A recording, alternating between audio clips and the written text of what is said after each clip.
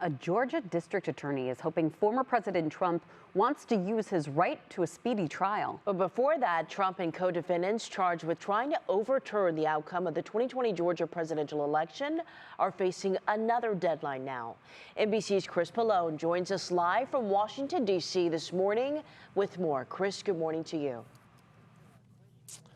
Carmen, Maureen, good morning to you. As we await former President Trump and the 18 other defendants to turn themselves in Fulton County, Georgia, to face those charges, we now know when the prosecutor there says she'll be ready to go to trial.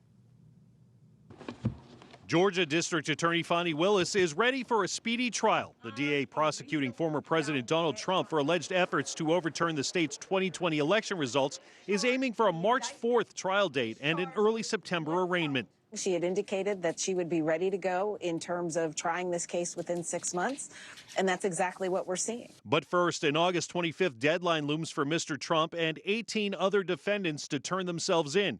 Trump's former chief of staff, Mark Meadows, has filed to have the case moved to federal court, which would likely eliminate TV coverage and draw from a wider and possibly more Trump-friendly jury pool. A hearing is set for August 28th. I think it's an uphill battle for Trump and his team, but it's not a crazy position to take. It's an aggressive position to take, and I think that's why the judge wants to have a fact-finding hearing to understand what their role was. Fellow Republicans on the campaign trail are finding it difficult to emerge from the frontrunner's shadow. It's frustrating as a presidential candidate to constantly be asked about other presidential candidates and the issues that they may have.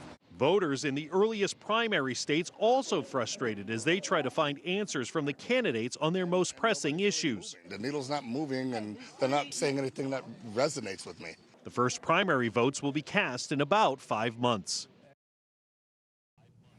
And it is still unclear exactly when former President Trump plans to show up in Fulton County, Georgia, or whether he plans to show up at next week's first GOP primary debate. That's Wednesday night in Wisconsin. Maureen, back to you. And Chris, this is only one of 4 legal cases the former president faces. So what's happening in those other cases?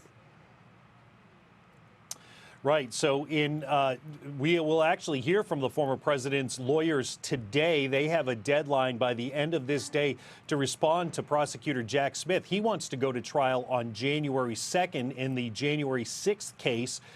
The Trump lawyers will have until the end of today to say whether they agree with that timeline or propose their own. All right. Chris Pallone live for us in Washington, D.C. Thank you so much for the update. We'll be paying attention as we go throughout the day.